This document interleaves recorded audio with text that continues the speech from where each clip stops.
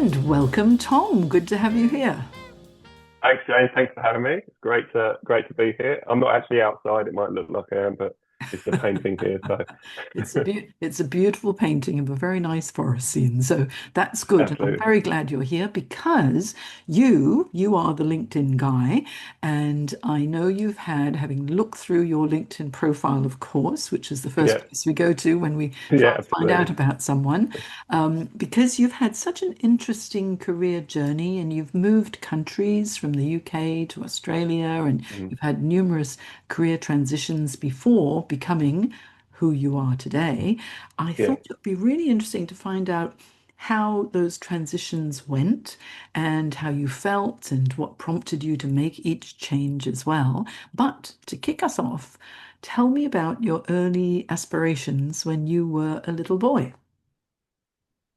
When I wanted to be a footballer, a Oh, professional or soccer player, depending on where you are in the world, and to the point where I actually wanted to change my name to Trevor because Trevor Brooking was a famous player back in the UK, played for West Ham and England, and I was super keen to be a professional footballer. Didn't quite pan out that way, but that was, in my 8-year-old to sort of 14-year-old self felt there was a chance. Even now, maybe there is a chance, in the RAPO. There's an over 50 Premier League, maybe. But but yeah, that was my earliest sort of passion, as it were. well, it didn't pan out, did it? No, I didn't know yet. There is always hope. That's a There's good always hope. Yeah, never say die. It doesn't matter what age we are, we can still reach for our goals, even in a slightly different form, yes? absolutely. You never know. So so when you realized that the footballing, the soccer wasn't going to happen, how did things progress from there? I guess it's difficult to know where to start with these things, and you've done quite a lot. But I suppose a good place to start is kind of leaving school. So I got my A levels at school, and then what I did for a couple of years, I went out and I worked everywhere. I had a job from a bricklayer to I worked in a bookmaker's, William Hill, which is a bookmaker's in England. So I was there like taking bets on horses and football and things like that. Great job as a fun sort of thing to do. But then I thought I actually do want to be a journalist. That was a thing a sort of passion I had from the start. I come from a family of writers and journalists as well. So I actually went back slightly later, not that later, but sort of early 20s. I went to university and did an English degree. So that was really my way of thinking I'll get into journalism or something. English always interested me anyway, the sort of words, that kind of side of things. But so I went to did my English degree and then I left and I got a job, which is again more of a fun job. You know how those jobs can sometimes you get a bit stuck in them because they are fun and lots of nice people. And it was actually for a company called SHL, which at the time was called Savile and Holdsworth. And you're probably aware of this because they do psychometric testing, I think that's Yes. the phrase. They Hmm. put on courses for, to tell us certain people have an aptitude for. I didn't realize the connection then, but absolutely, you know this well. Yes. I worked in the place where they put the courses on, which was like a golf resort, absolutely beautiful place. And I was helping organize the courses, do all those sort of things. And then one day someone come up to me and said, "You've been here 2 years next week." And I literally handed my notice in that day. I went, "This is not the plan." I had a 2 weeks work experience, kind of at the Evening Standard, booked in, which was I was going to take as holiday, but I actually handed my notice and I went, "This is not where I was supposed to be." So I kind of sacked myself effectively from that job, with the idea that it would kickstart me into doing something else. That was the main plan. So that was one of the earliest transitions, I'd say. Yeah, I mean, it's so good at such an early age that you realize this is not for me, Yeah, isn't really my calling, or I don't know if you even thought that, but to understand yeah, that, okay, I've been here for a certain amount of time. Is this all there is? yeah, Yes. exactly. Yeah, and Yeah. that's exactly what Mhm. happened. And it was, like I say, it took that someone to say to me, I think, for me to realise this. And it's a little bit easier when you haven't got kids in the family to do that. Just go, I'll work something out. Even then, it was a little bit dicey thing to do because I didn't have anything to go to. Mm. But that idea was something I really wanted to do, and I think because I had that couple of weeks work experience booked in at the newspaper, that I thought, that is something I want to do. So at least I was even slightly heading in the right direction at that point. Yeah. So I think yeah, work experience is it's a bit like try before you buy, and yeah, makes a absolutely, yeah. huge difference because at least you know what the environment is like. And so you ended up becoming a deputy editor at the London Evening Standard, yes? But not quite. I was the deputy editor, maybe I've listed that on my LinkedIn profile, of the TV department, the entertainment. So I was a Ah, entertainment and TV writer hmm for that section. So that was all that was about interviewing people who are on TV and films and things like that and writing. What was great about that newspaper is that they really let you have free reign. They wanted to create personalities from the journalists, from the writers, so you could write whatever you wanted. They wanted it a bit kind of like edgy and interesting and things like that. So we used to do very unusual TV previews of, regular TV shows, which were quite fun. It was a really fun place to work as well. A little bit old school journalism. So yeah, that role was from that work experience slowly worked into, oh, someone's going away. Can you do a couple of weeks here? Can you do a couple of weeks there? And eventually it built up to this more permanent role there, which is fantastic. Somewhere I really wanted to be. So that was great. You must have interviewed some very interesting celebrities and TV personalities. Yeah, there has been a few. Billy Connolly was one of Oh, I which everyone loved knows. Billy Connolly. Yeah, Billy Connolly is fantastic. The other one that people ask about was Gunther from Friends. Do you remember Oh, Gunther yes. from Friends? Hmm. Random one. And also the one that came up the other day when I was talking about this was the woman who got eaten by Jaws at the very start of the film Jaws. Do you remember Really? very interesting person. I won't go into Uh-huh. her story now, but it's a lot of those ones, and a lot of TV celebrities from UK TV shows and American ones mainly. Yeah, so, and a few Oh, like Home and Aways and things back in the day. So yeah. yeah, Oh, good fun. Billy Connolly must have been such a highlight. I just absolutely adored him. And also, Yeah, your parents are pretty well known in the TV industry, yes, because they wrote a UK sitcom. they did. They wrote a UK sitcom about our family, which was Mhm. interesting. I was probably it would be late teens, and it was Mhm. originally a radio play called Second Thoughts, and it was about my mum meeting my stepdad and him being integrated in the family like he was a single guy, and he suddenly had this two kids and a dog and and all the sort of comedy that ensues from that kind of situation. I think it was 3 or 4 series, a spin-off series and things like that. But the interesting thing was though, the guy that played me, that's the only thing he ever did. Whereas my mum was played by Linda Bellingham, who's a household name. My Mhm. stepdad was James Bolam, who's a household name. And my sister was played by Julia Sawala, who was in Ab Fab. She was the daughter Oh, in Ab Fab. yes. Uh-huh. So Wow. mine was like the unknown, or the so that was my role. But yeah, really interesting times. Like I say, my family are journalists, and my mum was a journalist, and they turned into comedy script writing. She still does. She's almost 80, and she's a comedy script writer still. So Oh, Joanna Lumley. So she writes a Radio 4 play called Conversations from a Long Marriage. If anyone wants to tune in, she'll be pleased that I gave it a plug. So ah, conversations from long marriage. So it's with Joanna Lumley. It's a Radio 4 a long play. marriage. Ah, that's Yeah. so interesting. I'm definitely going to add that to the show notes and find the There link. you go. Yeah, absolutely. Should be pleased about Yeah. that. Well, what inspiring parents you would have. You know, when it comes to careers, so often we are influenced by our parents, aren't we? And Absolutely, yeah. yeah, yeah, and so you getting into journalism and writing, and you're very much a storyteller now. They must have had a huge influence on you. What was the most inspiring thing about your parents when you were growing up? I guess, I mean, my mum and dad split up when I was about 10. So my dad's in computer engineering, but I was stayed with my mum, and I guess it is quite exciting, quite glamorous. Like we had photo shoots at our house. We had Kate Bush doing a photo shoot at our house, things like that. I didn't really know who she was at the time, but now you look back on it. Um, I think maybe it's just my sister's a writer as well. So I think maybe it was a little bit in the family. And obviously we had that inspiration that we can do this. We're good writers. We know how to talk to people.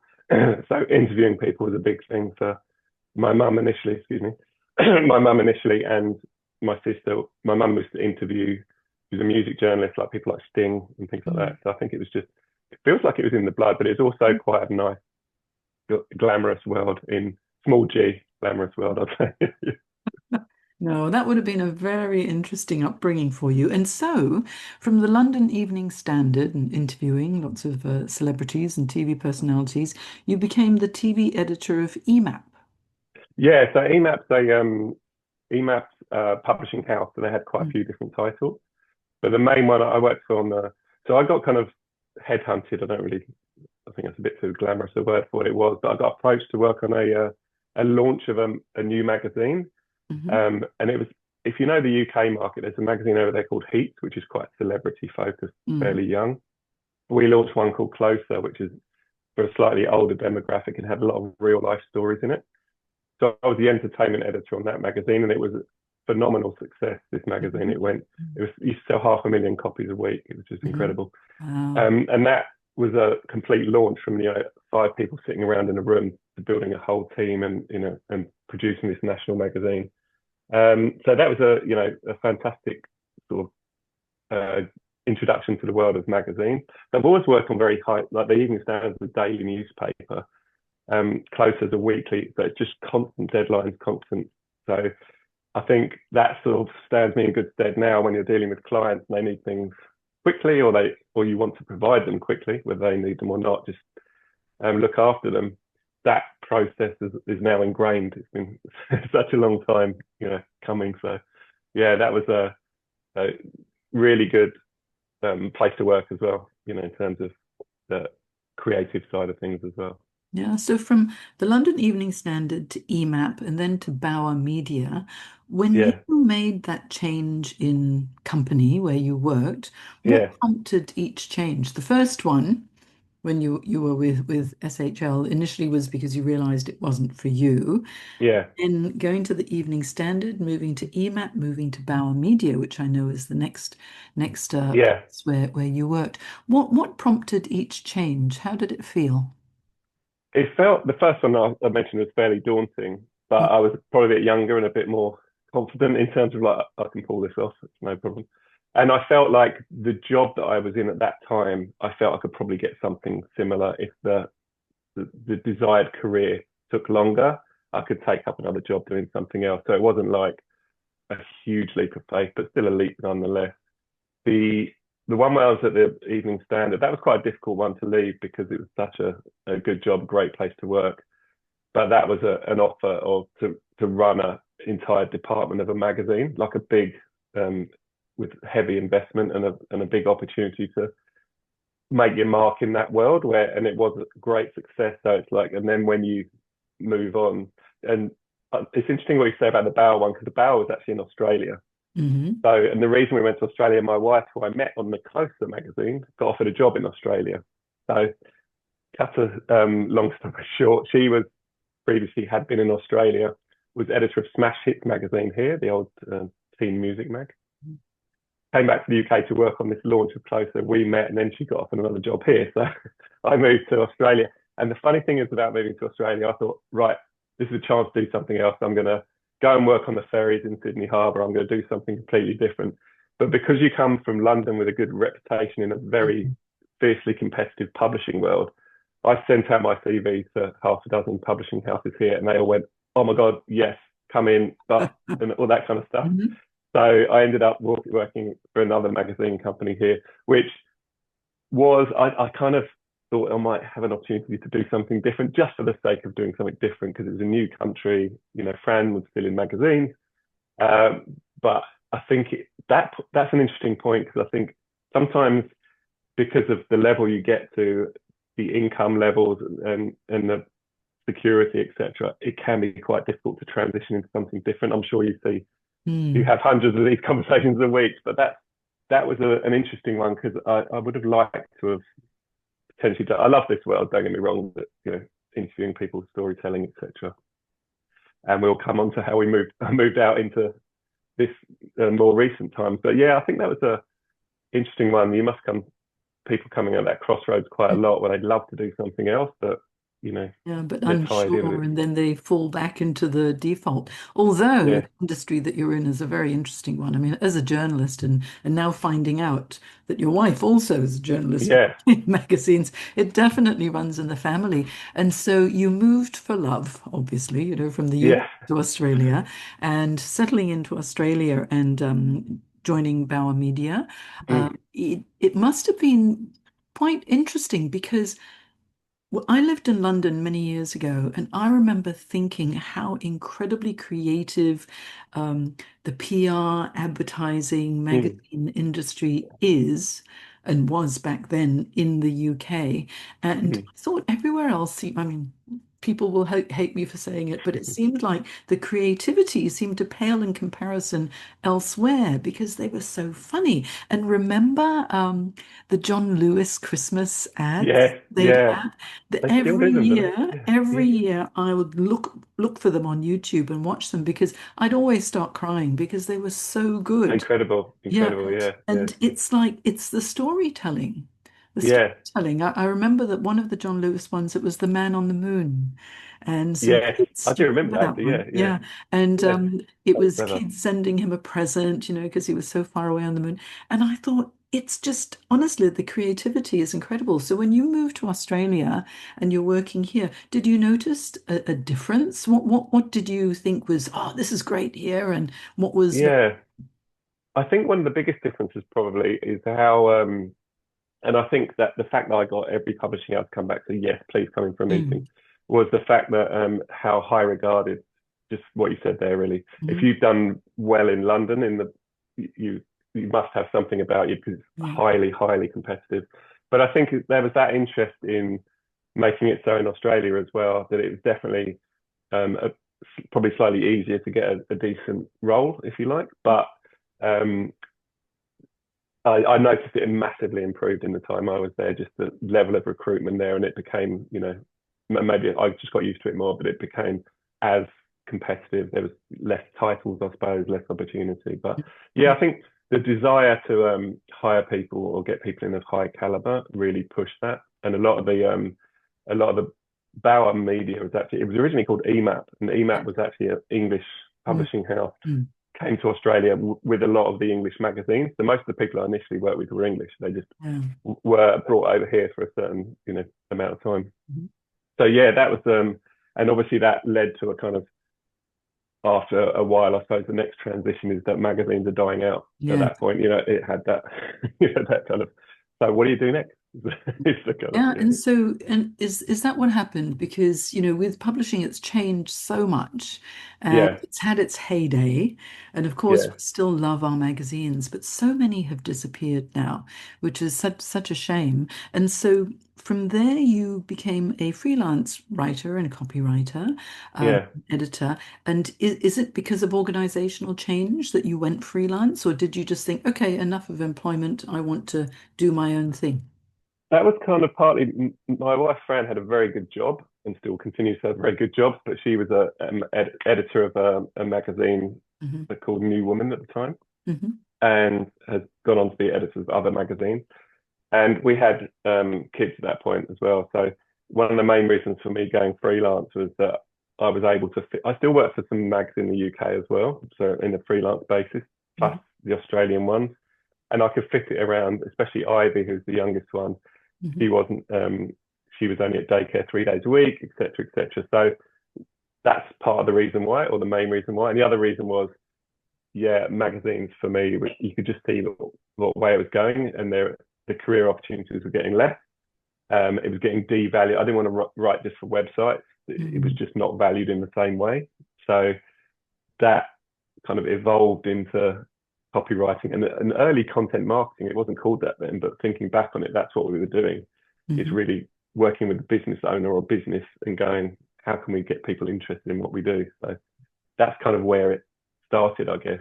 Yeah, That transition into copywriting. yeah. I think also going freelance because of that flexibility that it affords you. And so you made that conscious choice, Yeah, young children, being able to, be more of a hands-on dad too, while your wife continued. yeah, yeah, It's such it's like it's such a luxury to be able to do that. I mean, it's Yeah. wonderful and so good for the children as well. And so many people these days, they're trying to balance work with children and childcare rearing. And because we're very much in a sandwich generation now, where, we're kind of marrying and having children a little bit later, and that means our Yeah. parents are that little bit older, and then we're looking after children, then we're looking after aged parents as well. And it ends up Yeah. such a juggle and very stressful. So running your own business, being self-employed or freelancing, Mm, it just gives you that little bit more time or space to breathe as well, which is good. And so from mm. your freelance work, then you decided to create your own business. And now you are the LinkedIn guy, okay? And storytelling, Not obviously. self-styled, but Okay, but connect content, that's your yeah. business. And you provide LinkedIn coaching and training for businesses so that they can tell their story effectively on LinkedIn. Yes. What Mm. what what was the seed? What was that little spark of a moment when you thought, oh, this is what I'm going to do? LinkedIn's a place to be. Well, I think initially when you were talking about that transition period when I was more freelance and then launched my business, that was really copywriting. So I thought, look, I can tell, I can write, I can interview people, I can tell stories. So what I do is say it was yourself, I'd interview you to create your content. So it wouldn't be boring. It would be like it's usually with founders because they're much more passionate about the businesses. So I Um, would just interview them, transcribe it, tell their story, create their website. And then I actually started to go into a regular networking events, and I couldn't believe how many people were not on LinkedIn. They were literally going to this event every week, and then the event would finish and there's nothing. And I was like, so I started talking about it to people and going, why are you not on LinkedIn? And they all went, I don't want a job. I've got my own business. Why would I be on LinkedIn? You can imagine what that, and this is 10 years ago. So I was like, this is weird. So I just started doing that as part of the thing. So say if I was doing your website and everything, copywriting, I go, hey, look, I think we should do your LinkedIn profile. And they'd all go, why? But we do it anyway. So, and that kind of evolved. It just, you can see how it lines up with my original journalism, where I'm just interviewing people, mhm. finding out what's interesting. People don't know what's interesting about themselves. That's the thing. So you actually talk to them and you go, oh, yeah, yeah, really? Is that interesting? Or yeah, I've never heard anyone doing that. So you get these stories and that's just to create their profile and everything, and then ongoing the content. So it just kind of evolved. And then during COVID, it became even more of a thing because if I was about to Zoom you, I'd be straight on the LinkedIn profile. Who am I about to speak to? Have a little scan. So more people wanted it then, and now it's evolved into it's probably the main part of the business. I would still, if I was still working with you, I would help you if you wanted your website doing, if you want other content. But I really want to work with people who are uh, need to market themselves in some respect, market themselves with a bit of confidence and need help doing that. So I often work with founders of businesses, as I said, coaches, people who coach need to have that, use themselves as a big marketing tool, and often executives, CEOs. But usually when they're transitioning into something else, I work with quite a few who are like, I was the CEO of this business, and now I'm going to launch my own consultancy or something like that. And their story is completely connected to the old organization. It's like, where do Mhm. we start? Mm. So yeah, does that answer it? But that's where being able to interview, to speak to someone, to talk to them, to ask interesting questions, and then you form such a good idea about, oh, this is what this person's all about. And so Yeah, often we always think that our story is boring. We have no story, yeah, unless some disastrous thing has happened in our lives, or we've got, like we're yeah, become very famous or something. But everyone always feels a little bit ordinary. And it's like, oh, no one will want to know. But it's fascinating. It's a little bit like for you, I know you as the LinkedIn guy, yes, and we met, through LinkedIn, which is great. So it's nice to be able yeah, to take the connection online to offline, which makes a big difference too. But I had no idea about your upbringing and what your parents did and your sister and your wife and your children and all of this. And now I'm forming a really clear picture of who you are. And I think, yeah. what a nice guy. What a nice guy. And he's from the UK It's too. working. So yeah, I know exactly right. And so by asking questions and learning, I think, oh, okay, well, you're interesting. Yeah, and that's And exactly and then how I you work. Yeah, yeah, and then you form a connection. So it makes a a lot of sense, especially when it comes to networking. What people don't realize is that LinkedIn is a professional networking site. Oh no, Yes, when it yeah, started, it was for job seekers mainly, but it's networking and it's all relationships. So it's whether you're looking for a job or whether you're building your business, it's still human to human. Well, actually, it's bot to bot these days, isn't I know it? you got to be careful, With haven't you? That's AI. right. Yeah, Yeah, because something interesting is that uh, approximately 1 in 4 job applicants are a bot now, and they're trying to no, infiltrate businesses. And if they, because they're hiring so many remote workers wow, now. It was yeah, this yeah, horrifying article that I read about 2, 3 weeks ago, and then they get access to the company online sites and yeah, and you can passwords and all and this sort how of they kind of thing. all Yeah, their kind of like processes and yeah. systems and oh my God, Yeah, and so and I just think that it's because everything is so AI, and I've embraced AI. mm, It's very good as a yeah, productivity tool as well, and I have a Jane Career Coach mm, GPT chatbot to help oh, people, which is yeah, great, free. Yes, but it's gone a little bit too far, or it's going a little bit too far because people are missing this yeah. connection, the conversation, the art of Oh, conversation, excuse which me. is, yeah. Oh, well, that's interesting. It's Hang always on a sec. interesting when we're recording something and You know what it was? something happens. And for those of you who aren't looking at the video, Yeah. Tom went completely I dark. went completely back. I'll just tell you what it is for anyone who Yeah. was watching. Is Mhm. that it has a motion sensor in here, and I've Yeah. been sat still for too long. You need to wave your arms around a I little know. bit. Yeah. If you see me doing that from now on, it's anyway. Sorry about that. Oh, that's okay. Okay, so LinkedIn, you're the LinkedIn guy. Let's find out more about your business then. So let's get a few LinkedIn tips for you while we're here. Yes. So Yeah. if someone ran a business and Yeah. they want to promote their business and really make a genuine connection on LinkedIn, what Mm. would you recommend that they should do initially? Initially, is get the core right, get the framework right.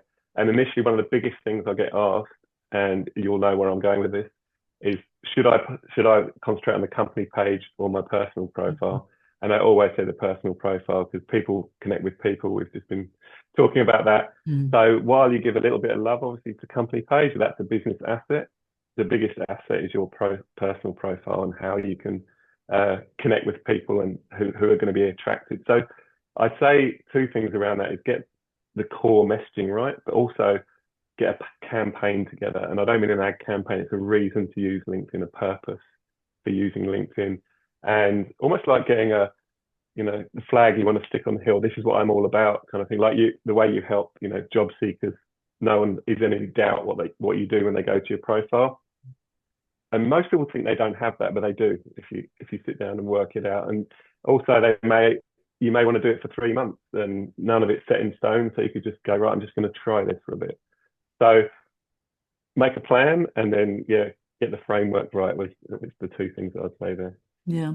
And you can use LinkedIn so effectively on the free plan.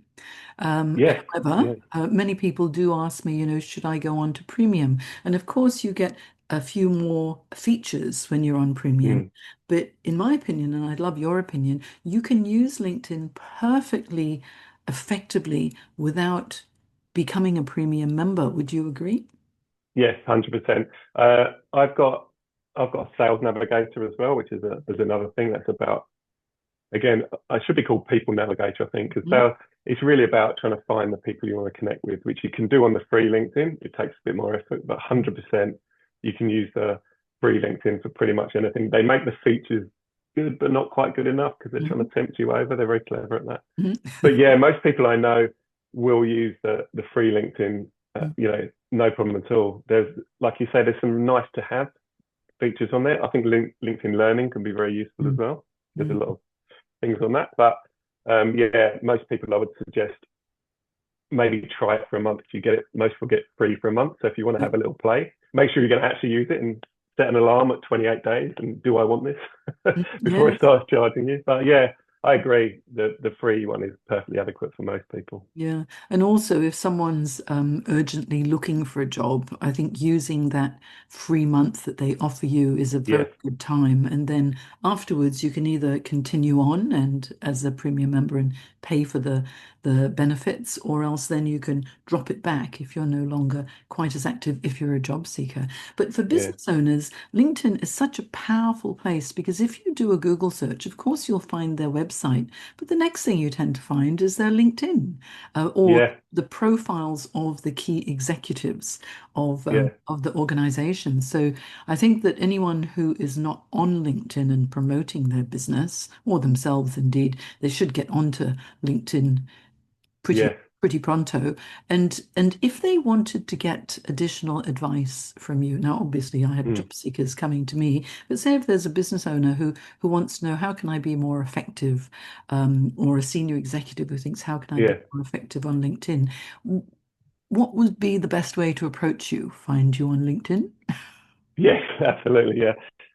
Yeah, definitely. I mean, that's always the best way because we can Mm, have a conversation. I find LinkedIn so useful for, like I say, I do a bit of networking and mm, people always, the advice has always been like, email someone and ask them for a coffee. I'm like, no, connect with them on LinkedIn and it's so mm, much more relaxed and chatty. It's like, hey, it was great to meet you at the event earlier. Thought we should stay in touch now, but the reply will be, absolutely, yeah, I'm based in the city. Why don't we have a coffee?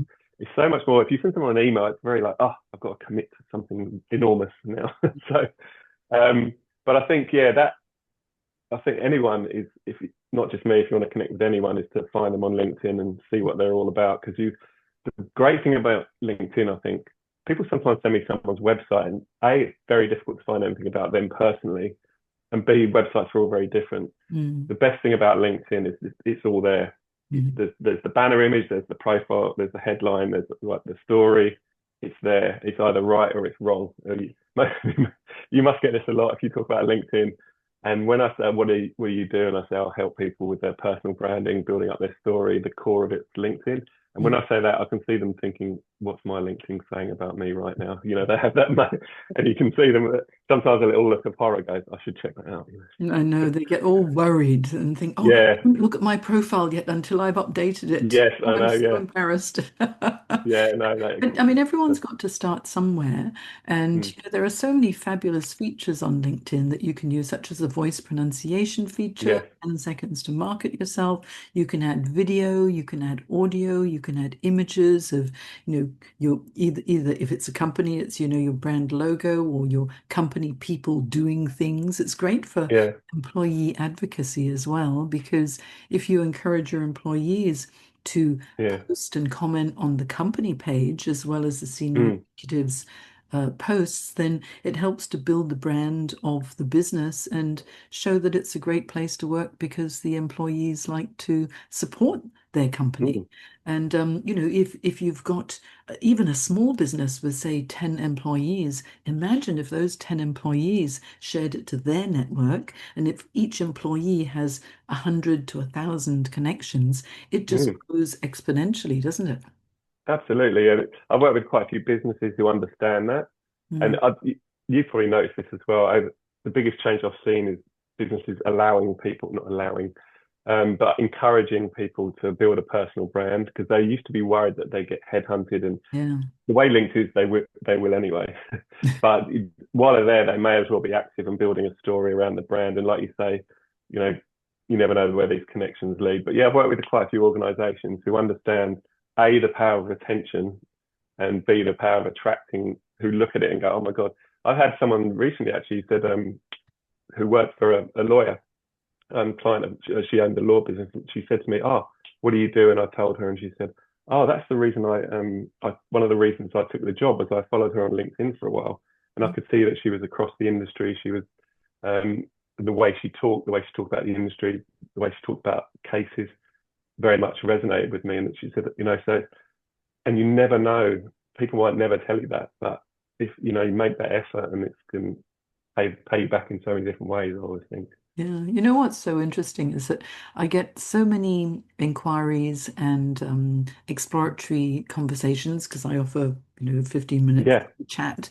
And I always ask when people book it, how did you find me? And so often it's through LinkedIn and they say, yeah, oh, I've been following you for years. I yeah. think, well, I it know. took long enough. I think, well, I didn't need you then. But because I've stayed top of mind simply from sharing Yeah, relevant content, and so much content is shared these days on LinkedIn that sometimes it's easy to miss it. So you have to be consistent, and yeah. delivering your message all the time, because most people are not on LinkedIn every day, No, unless they, no. maybe they're actively uh, in the job search or else they're actively building their business. They might not be on LinkedIn all the time, but when they do turn up and they do a quick scroll, it's if you've been consistent, it's more likely that you'll Mm, pop up, yes? So Tom, yeah. if people want to work with you, what's the best way to work with you?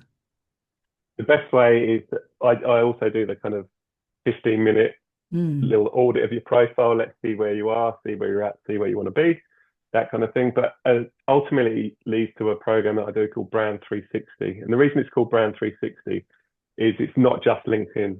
I talk about LinkedIn a lot because it's the core. I always think if you get LinkedIn right, you get everything else right. yeah. So, but it's really about how do we talk about the business on our website with the messaging. And so it's like that is a 3-month program.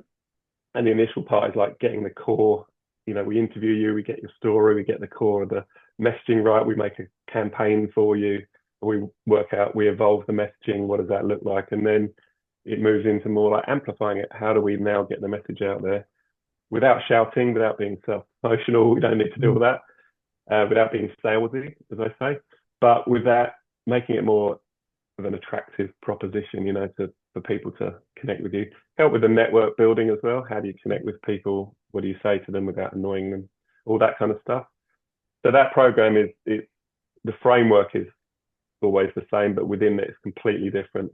Every person's obviously got their own. So that's like over 3 months. We every fortnight we kind of meet and have do a strategy, do the plan. But obviously during that other time as well, we're just still reviewing some of the content and doing other bits along the way.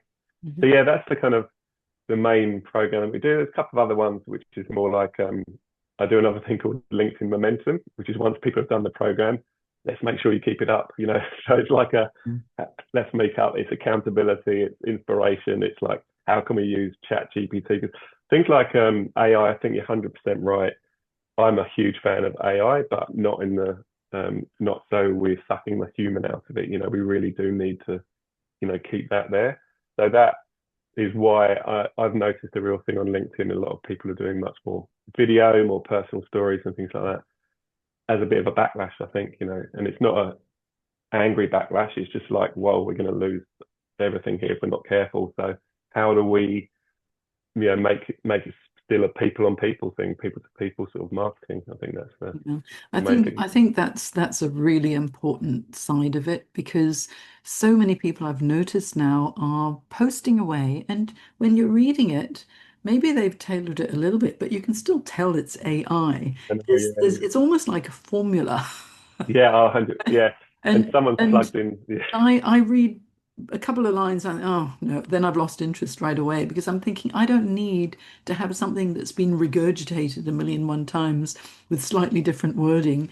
And everyone, yeah, so many people that I follow are now using this formula, and it's totally put me off. I do like something to be real. And I have to admit, though, much as I love video and LinkedIn loves video and they're really yeah, pushing video, I find that I'll watch video with the sound off because I'm usually doing yeah, something else. And so it's yeah. good to have those captions, but they need to be short because I don't have the patience to watch a 2-minute video. I I'm have the same. the patience to watch a 30-second video. Yeah, And so you really need to be short, sharp, and to the point. And I think it's the problem of social media now and the immediacy yeah. of everything that we've all lost our capacity to focus. Yeah, 100%. Yeah. I think LinkedIn is still would be the time where people focus the most, I'd say. You Yeah. do get a bit of a chance to do all that. But yeah, I know exactly what you mean. It's kind of like, yeah, I always look at the video in the corner. If it says like 4 minutes. I'm like, not sure. I better be really invested in this, And it's. But yeah, I think it's getting that. I do. Funny enough, another thing that people struggle with is actually just putting an iPhone in front of them and talking. So I've got a thing now where we just have a conversation like this, Mhm. and then rather than you look at me when you answer, you look into the camera and you speak, and then I'm actually do it like that because conversations are so much easier than just trying to have a monologue straight into a camera. It's intimidating and you forget what you're going to say. But you can just do. It's much more relaxing, and it's like this. If you'd have said, right, just tell me about yourself, look directly in the camera, and I'm going to go away for a bit. It'd be like, really? Okay. You get But you all need to have that nervous. conversation. Yeah, you need to have that conversation, don't you? Puts people at ease, but also sparks more interesting discussion anyway, I think.